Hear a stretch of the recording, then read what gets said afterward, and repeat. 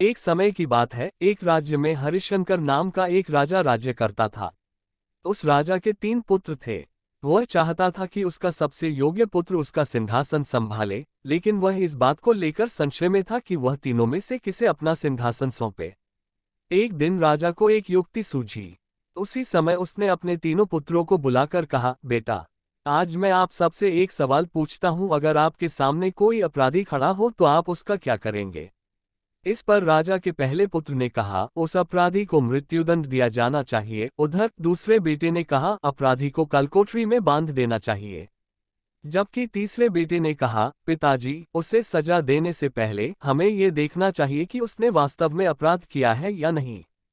उद्धरण चिन्ह। इस पर राजा के तीसरे पुत्र ने सबको कहानी सुनाई। एक राजा था जिसके पास एक बुद्धिमान तोता था। एक बार तोते ने राजा से कहा, मैं अपने माता पिता के पास जाना चाहता हूँ।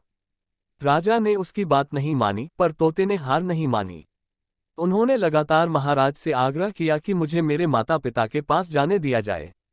अंत में राजा ने तोते की बात मान ली और कहा, ठीक है, तुम अपने माता पिता से मिलने आ जाओ, लेकिन वहां ज्यादा देर मत रहना। राजा ने तोते को सिर्फ 5 दिन की इजाजत दी और कहा, तुम 5 दिन में अपने घरवालों से मिलकर लौट आना। इसके बजाय तोता 5 दिनों के लिए अपने माता पिता के पास चला गया। छठे दिन जब वह राजा के पास लौट रहा था तो उसने सोचा कि क्यों न मैं राज के लिए कुछ उपहार ले जाऊं। फिर वह पहाड़ की ओर चला गया। दरअसल वो महाराज के लिए अमृत फल प्राप्त करना चाहता था। हम लोग जब वहां पहुंचे तब तक रात हो चुकी थी।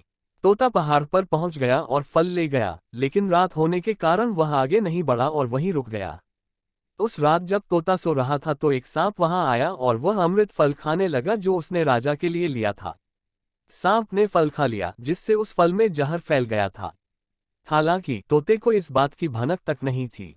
अगली सुबह जब वह उठा तो वह फल लेकर महल की ओर चल दिया। जब वह महल पहुंचा तो खुशी खुशी सीधे राजा के पास गया और बोला, महाराज, मैं आपके लिए यह अमृत लाया हूं। इसे खाओगे तो हमेशा के लिए अमर हो जाओगे।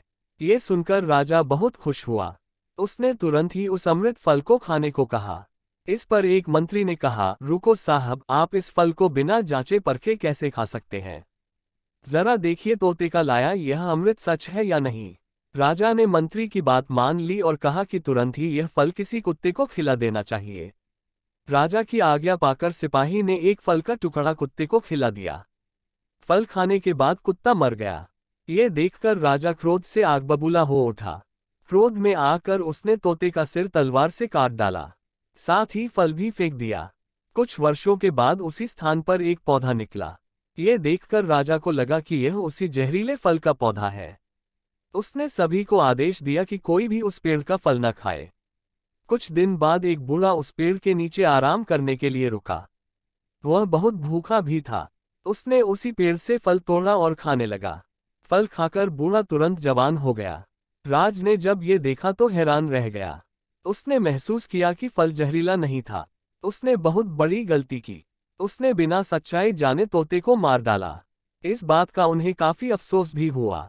इसके लिए वह खुद को कोसने लगा।